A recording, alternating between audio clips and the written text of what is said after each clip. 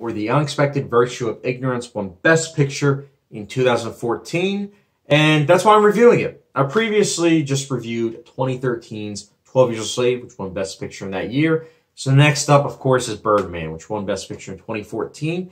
And it stars Michael Keaton, Zach Galifianakis, which I know I butchered his name, Emma Stone, and Edward Norton. And it is a film about Regan, who is, you know, Michael Keaton's character, and he is a former comic book actor. He was very big in the scene. He played Birdman in 3 movies, almost a 4th movie, which that's a funny scene. And he is now taking to the theater. He is trying to be ambitious. He's trying to make a name for himself other than comic book movies.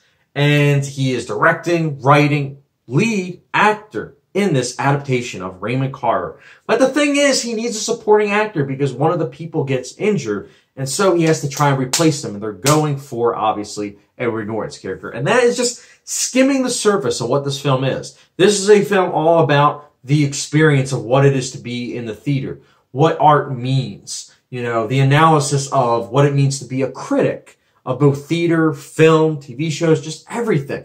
The critiquing of the superhero genre. There's just so much going on that I absolutely loved this film.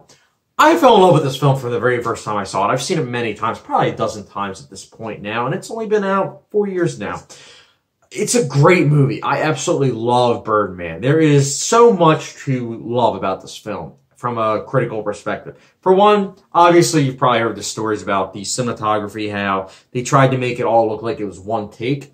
And it does. I mean, I can obviously see like certain scenes where they, you know, cut it so that, you know, obviously there are certain scenes where the camera goes into like a black hallway or, you know, something like that. And so obviously, you know, if they just cut it and then they just kind of like fade it back, makes sense to me at least. But still, it's ambitious. And I loved the fact that they did it. Emmanuel Lubbock, I always say his name wrong, but he is such a great cinematographer.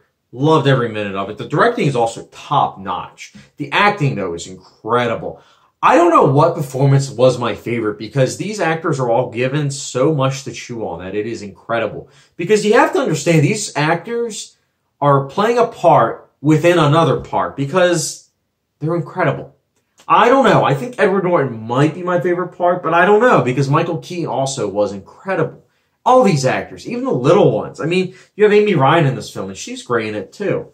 The score is also just drums, but it works so well, and it just keeps the pacing at such a breakneck length. I mean, there's not a single scene in this film where I was like, okay, that should have been cut. I loved every minute of it. I love the ambiguous ending. I think that it goes without saying that it just works so well, especially when you actually analyze that whole ending. Makes so much sense, actually. And again, I'm not going to spoil it, but this is just, what can I say? An ambitious film that is multi-layered. I also have to say, I personally found it hilarious. There are so many scenes that just had me laughing so much. I still laugh every time I think of certain scenes. And it's just a multi-layered film that, what can I say? It is easily one of my favorite films of 2014. And Birdman, or The Unexpected Virtue of Ignorance, gets a, what can I say? It gets the old 5 out of 5 star rating, or for those that like a hot sauce rating, gets the good old ghost pepper rating. I loved Birdman. I really did. Now the question is, did it deserve Best Picture? I'm not going to lie.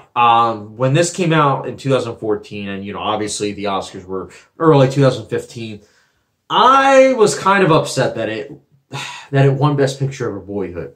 Because I love Boyhood. I do.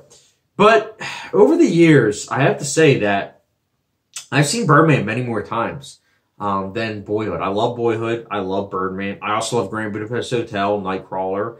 There were a lot of great movies that year. I can't say that it didn't deserve Best Picture because looking back, I do think it deserved Best Picture. I think it was such a great movie. And the fact that the Academy had the balls to go with a film that was so off-kilter and yet also so ambitious and artful.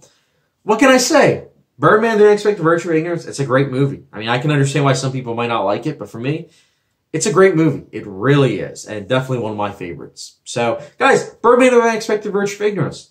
What'd you think of it? Did you not like it? Did you like it? Did you think it deserved Best Picture? Did you not think it deserved Best Picture?